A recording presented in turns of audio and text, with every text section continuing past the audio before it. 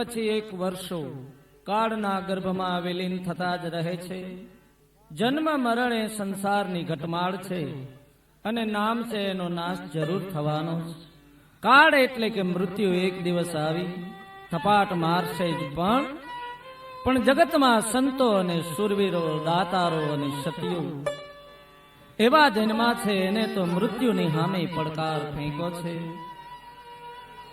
અને આવા ધર્મીઓને કાળના ગર્ભમાં એ ધરબાઈ જવાનું પસંદ નથી, મંજૂર નથી. કારણ કે આવા ઘણા ધર્મના થાંભલાઓએ પોતાના જીવનકાળ દરમિયાન જગતને બોધ મળે એવા કાર્ય કરી કઈ ને કઈ નિશાની જગતને બતાવી અમર બન્યા છે. કોઈએ મંદિરો બાંધ્યા, કોઈ પાળિયા થઈને પૂજાય, કોઈકના તહેવારો ઉજવાય, કોઈકની સમાધિઓ આજ પૂજાય છે.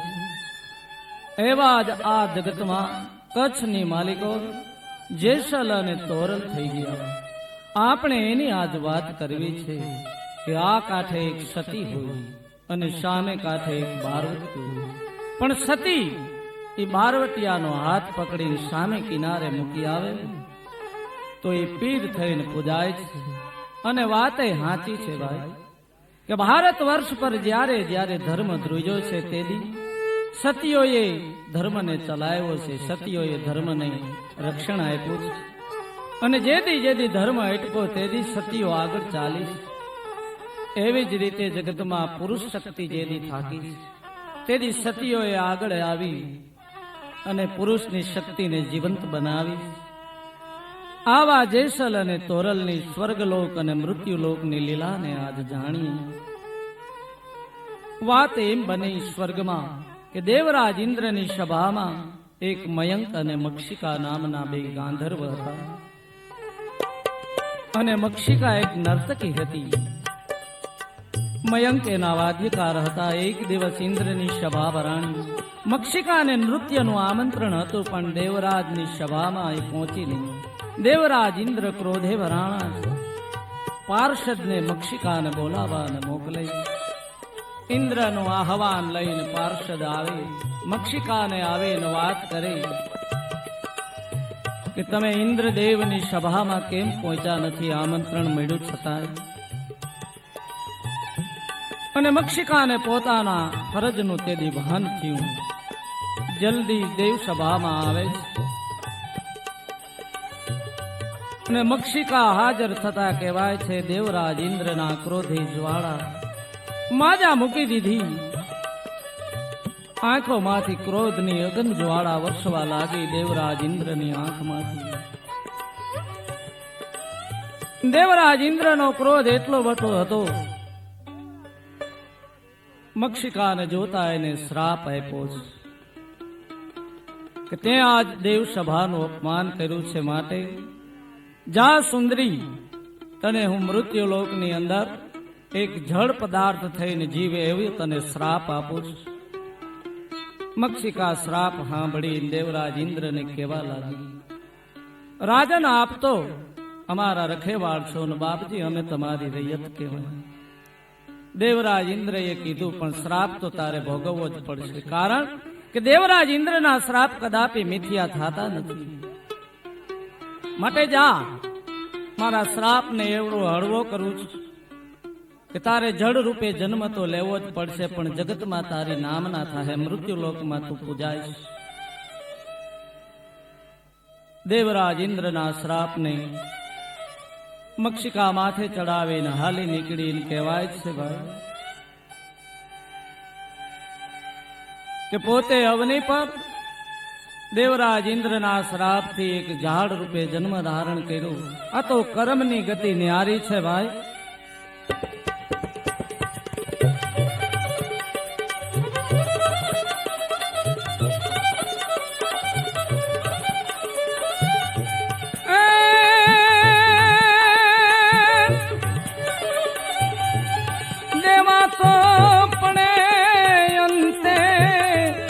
સૌને નડે છે કરેલા કર્મના બદલા દેવા પડે છે, કરેલા કર્મના બદલા કરેલા કર્મના બદલા દેવા પડે છે. ઇન્દ્ર રાજાના શ્રાપથી મક્ષિકાનો ઝાડ રૂપે જન્મ થયો. ઘણા વર્ષો સૂર્યના આકરા તાપ સહન કર્યા. એક દિવસ કહેવાય છે કે એવામાં હિમ પડ્યું છે અને હિમ પડતાની હારે અવનીના ઝાડવા બધાય સુકાઈ ગયા. એમાં જે મક્ષિકા ઝાડ રૂપે અવતરી હતી એ પણ સુકાઈ ગઈ. બિના કેવી બની છે કરતા હતા દીનદયાળુ ભગવાન છે. આ બાજુ જે મક્ષિકાના વાદ્યકાર હતા એવા મયંક નામના ગાંધર્વનો કચ્છની માલિકોર જાડેજા વંશની માલિકોર જન્મ થયો.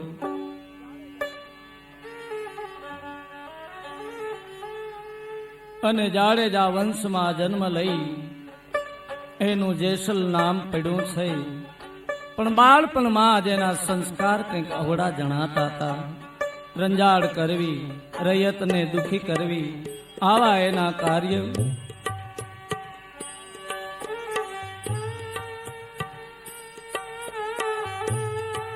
હવે આ મક્ષિકા જે ઝાડ રૂપે અવતરી હતી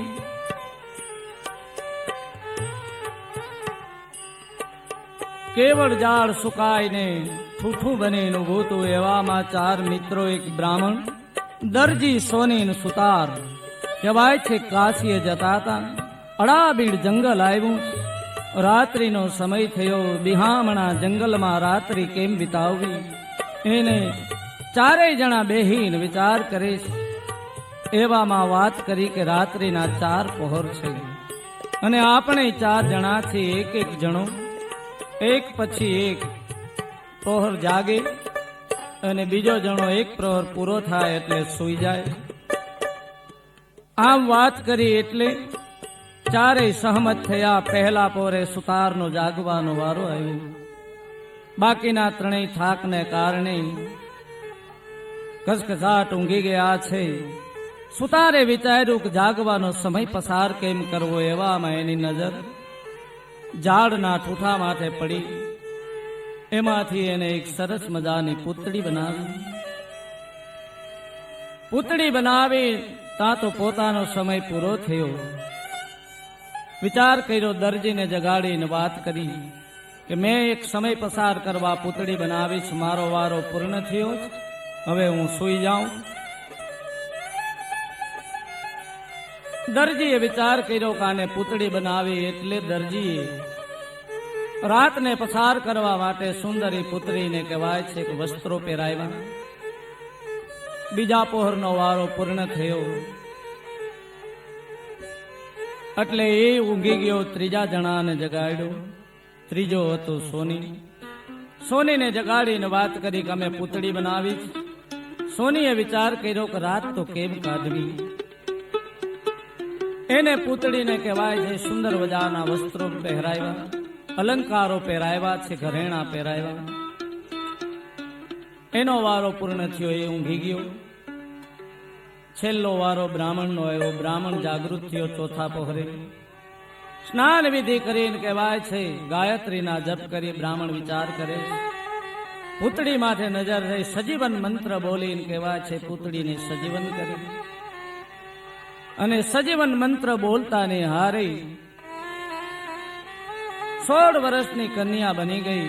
ચારેય જણા સવારનો પહોર થયો, જાગૃત બન્યા, વાદ વિવાદ કરવા લાગ્યા. દરજી કહે સુતાર કે મેં ઘડી, દરજી કે મેં કપડા પહેરાવ્યા એટલે મારો હક થાય. સોની કે મેં અલંકાર પહેરાવ્યા, ઘરેણા પહેરાવ્યા એટલે મારો હક થાય. બ્રાહ્મણ કે મેં સજીવન કરી એટલે આ હક મારો થાય. ચારેયનો વાદ વિવાદ આલે. ચારેય વિચાર્યું કાશી નરેશ ન્યાયી રાજા છે, કાશી નરેશની પાસે જાય અને કાશી નરેશ ન્યાય કરશે. ચારેય જણા અને સુંદરીને લઈને કાશી નગરમાં આવ્યા છે. કાશી નરેશને મળીને વાત કરી કે રાજન અમારે ન્યાય ઉતારો અમારો. કાશી નરેશને સર્વ હકીકતની વાત કરી.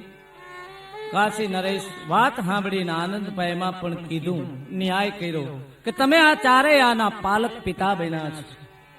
તમે આના પાલક કહેવાઓ, માટે આમાં તમારો કોઈનો હક નથી. આ કુંવરી મને સોંપી દીધું. તેની ચારે વિચાર કર્યો.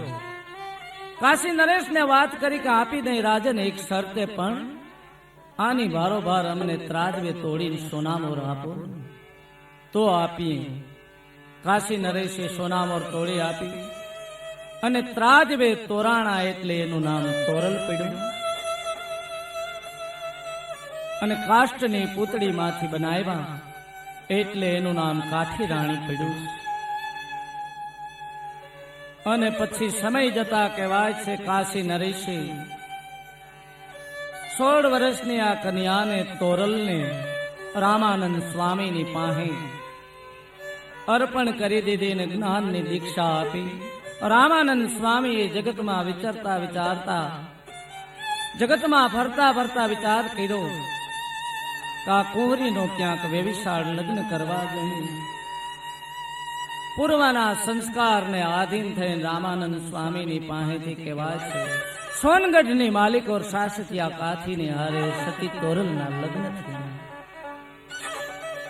સાસતીયો કાઠીએ કેવું કે લગ્ન જીવન દરમિયાન ભક્તિ ભાવથી જીવન વિતાવે, આંગણે બીજ પૂનમના પાઠના ઉજવણા થાય, ધર્મના થાંભલા ખીમળીઓ કોટવા, સતી દારલ દે આવા ધર્મી માણસો સાસતિયા કાઠીની ગીરે ભજનની રમઝટ બોલાવે.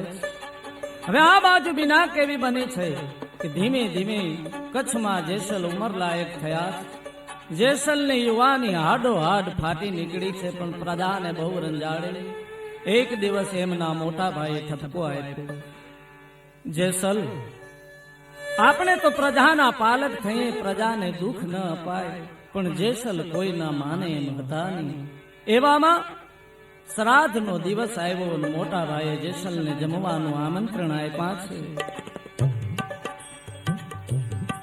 આમંત્રણ મળતા ને હારે બંને ભાઈ બપોરના સમયે જમવા બેઠા.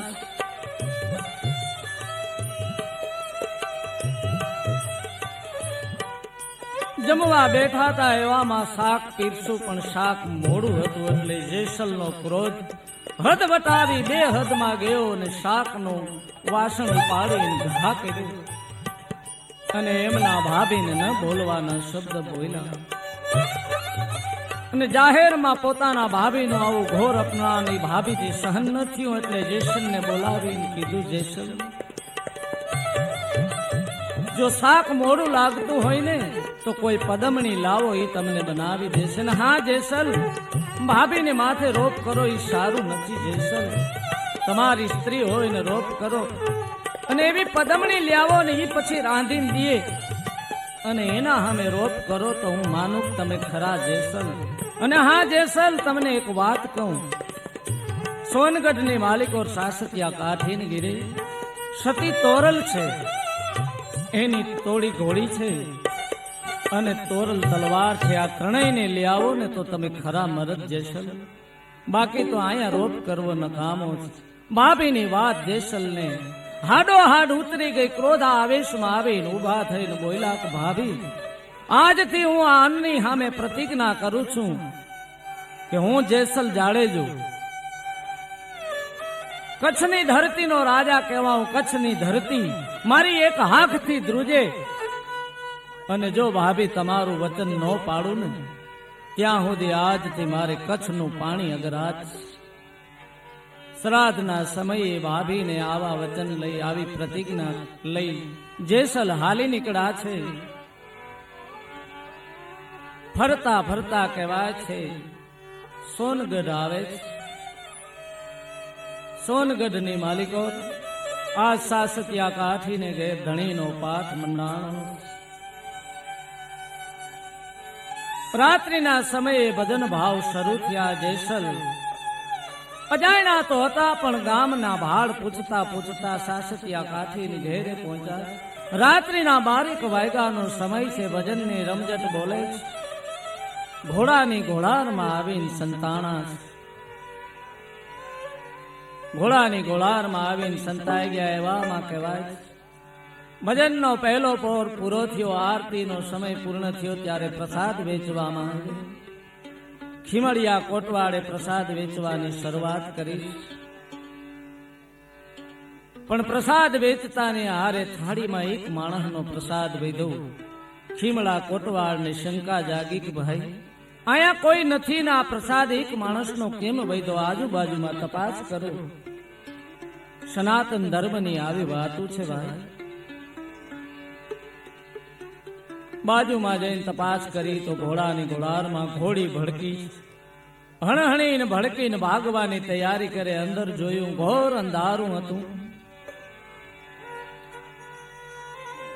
અંદર તપાસ કરી એટલે ખીમડિયા કોટવાળે વળી પાછો આદેશ કર્યો કે ભાઈ અહીંયા કોઈ નથી, પણ અમને શંકા છે ધણીના પાઠનો એવો સંકેત દેખાડી કોઈ માણસ છુપાણું છે, અને જે છુપાણું હોય એ અહીંયા તાત્કાલિક હાજર થાય. જે આશાએ આવ્યો હશે એની આશા પૂર્ણ કરવામાં આવશે, અને છેવટ અમારા પ્રાણ માગે તો અમે પ્રાણે આપશું, પણ જલ્દી હાજર થાય. ધણીના પાઠનો અનાદર થાય એમ ધર્મીઓથી સહન નથી થતું. જેસલ જાડેજો આ વાત સાંભળી રહ્યા, મનમાં વિચાર કરે કે હવે પ્રગટ થઈ જવામાં માલ છે. અને અંદરથી જેસલ જાડેજાએ ઘોડાની ઘોડારમાંથી અવાજ કર્યો કે ભાઈ હું અહીં છુપાણો છું, અહીંયા આવો, હું અહીં બંધનમાં છું. કોણ છે ભાઈ? અંદર ઘોડાની ઘોડારમાં બધાય ભજનીકો અને શાસકીઓ કાથી અંદર ગયા અને જોયું તો પોતાની જમણી હાથની હથેળીમાં ઘોડાનો ખીલો બેસી ગયેલ હતો. ખીલો જેસલનો કાયરો છે. શાસકિયા કાથીના ઘરમાં જેસલને લઈ આવ્યા, સ્વસ્થ બનાવી પ્રસાદ આપ્યો. સતી તોરણ જમણા હાથમાં છિદ્ર પડી ગયું એટલે નીચે ડાબો હાથ રાખી જેસલ પ્રસાદને આરોગ્ય. પણ જેસલ અને તોરલની આંખ મળી રીતે જેસલ અને તોરલને બંનેને દિલમાં એવું થયું કંઈક જૂની ઓળખાણો તાજી થતી હોય એવું લાગ્યું. પછી શાસકિયા કાઠીએ જેસલ જાડેજાને પૂછ્યું,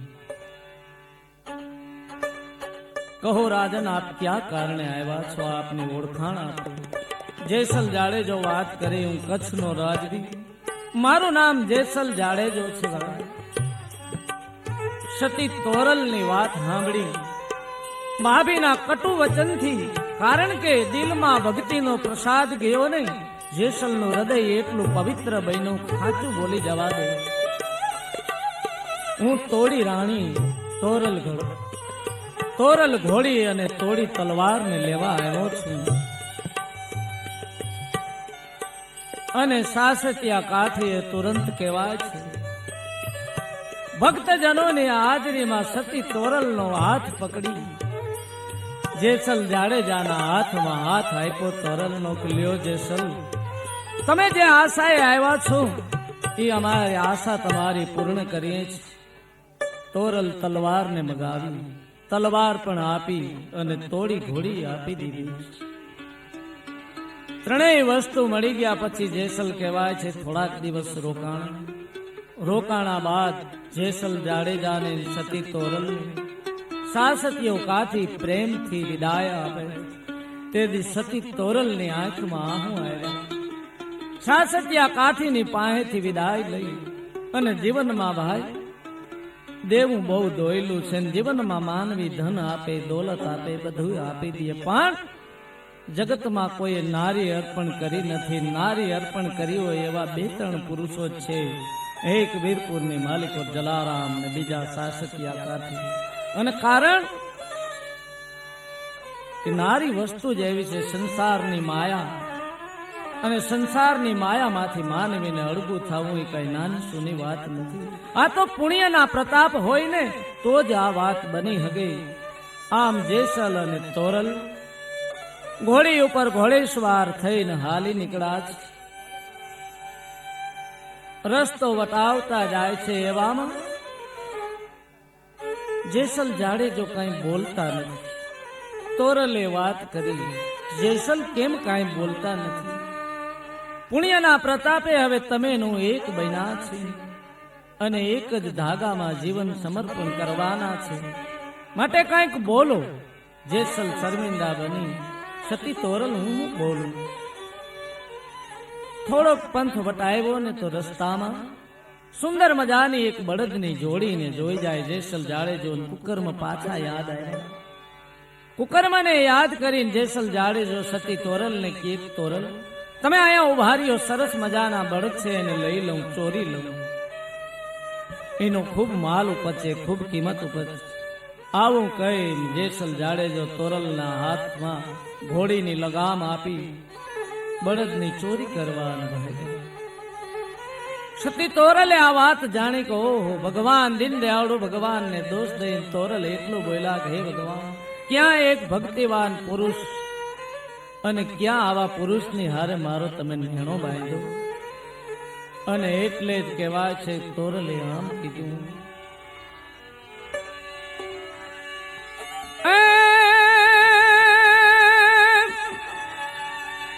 તોરલ કે મૂર્ખ મિત્ર નથી જીજે જેમાં હોય નહીં સફળ. ઈ ભજન ભૂલાવે મારા રામનું, આ તો નક્કી નરક લઈ જા. તોરલ ઉભા ઉભા વિચાર કરે જેસલને કાંઈ નથી, છતાંય પણ જેસલ જાડેજો તો પોતાની વૃત્તિ જે હતી બળદ ચોરીને હાલી નીકળ્યા. એવામાં ગામના લોકોને ખબર પડી. ગામના લોકો જેસલની પાછળ થયા. જેસલે વિચાર્યું કે આખું ગામ મારી પાછળ પડ્યું, હમણાં પકડીને મને મારશે. માટે તોરલને જઈને વાત કરી, તોરલ હવે મને બતાવો. તેની તોરલે જેસલને બોધ આપવા માટે પેલું પગથિયું, પહેલું સોપાન રજૂ કર્યું કે જેસલ ચોરીના આરોપમાંથી બચવું હોય ને તો ભજન મારા રામનું કરો. હું તો શું બચાવી શકું, મારો રામ તમને જરૂર ઉગાડશે. જેસલ તોરલ પણ મને રામનું ભજન કરતા નથી આવડતું. તોરલ આદેશ આપે કે જેસલ જમીન ઉપર બિરાજમાન થઈ રામ રામ એવા શબ્દનો ઉચ્ચાર મંડો કરો, જરૂર સહાય કરશે મારો નાથ. તોરલની આજ્ઞાને માની જેસલ બળદને મૂકીને રામ રામ એવા શબ્દનો જાપ કરે, હરિનામ સંકીર્તન એવું ચાલુ કર્યું. થોડીક વાર થઈ ગામના નગરજનો આવ્યા. તોરલને આવીને પૂછ્યું કે બાય અહીંથી એક અમારો ચોર જતો જોયો. તેથી તોરલે જેસલ જાડેજો બાજુમાં ભજન કરતા હતા આંગળી ચીંધીને બતાવ્યું કે તમારો ચોર તો આ ભજન કરે.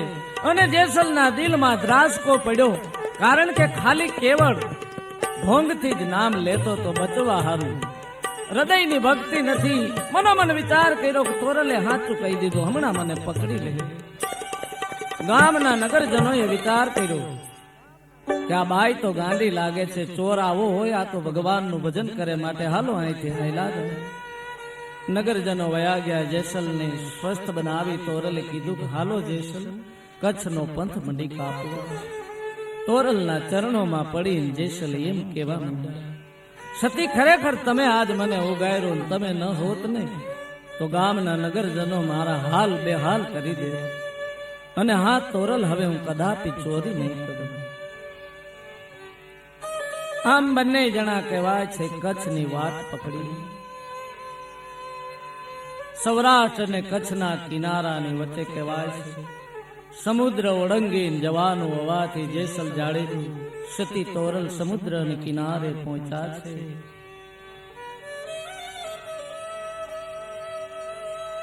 સમુદ્રને કિનારે આવતા નિહારી જેસલ જાડેજો સતી તોરલ એક હોડકામાં બેહવાની તૈયારી કરી. હોડકાને બોલાવી એમાં બિરાજમાન થઈ ગયા. અને હોડી વાળો કહેવાય છે ભાઈ હોડીને અંકારવા લાગ્યો. તેદી સતી તોરલ અને જેસલ જાડેજો બંને નાવમાં બેઠા બેઠા ધર્મની વાતો કરે જાય છે. એવામાં સમુદ્રમાં તોફાન ઉપડ્યું છે. અને નાવ કહેવાય છે હાલક ડોલક થવા લાગ્યું છે. અને જેસલ જાડેજાને કહેવાય છે પોતાના પાપ યાદ આવ્યા છે. મોત નજીક દેખાણું એટલે તોરલને કહેવા લાગ્યા, તોરલ મને જલ્દી ઉગારો, મને મોતનો ભય લાગે. તેથી તોરલે ભાન કરાવ્યું કે જેસલ આદિની ઘડી સુધી તમે કેટલાયને રંજાયડા, કેટલાયને મોતને શરણ બનાવી દીધા. તો જેસલ જેથી એને મરવું પડ્યું એને કેવું આકરું લાગ્યું હશે. માટે જેસલ હવે ઉગરવું હોય ને તો તમારા પાપનો પુકાર કરી નાખો જેસલ. અને હા જેસલ, પાપનો પુકાર કરવાથી મારો નાથ જરૂર તમને ઉગારશે જેસલ. અને સતી તોરલના ચરણોમાં પડી અને જેસલ